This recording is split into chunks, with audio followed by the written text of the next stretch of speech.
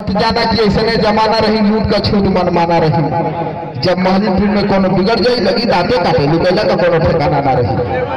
लेकिन ऐसा कोई बात नहीं। बारे गीत बारे गाना बाबूजी गौर करिएगा, पहले की गाना में अब की गाना में बहुत फर्क हो गया है।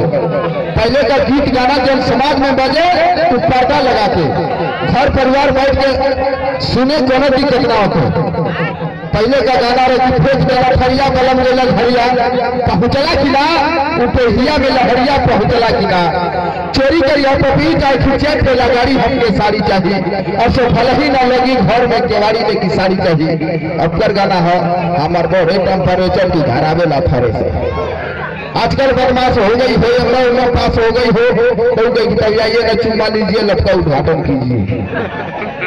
ब्याह से पहले हमारे लोग उठलादी से रोटी बोर के बुरा समय में केहू शर्म ना होती मर जाएगा तो कुकुर के खेलते ही पे कोई कथा ना होती। प्रेमका बुला के दे दे धोखा कहीं कि जब हमार तोहर मिलन ना होती बहुत उठलादी से रोटी बोर के खैना बेटा दोबारा स्त्री के पेट से तोहर जन्म ना होती। करवा कमाई हो संग जाएगी तो बारे गीत बाहर जाना चलिए सर।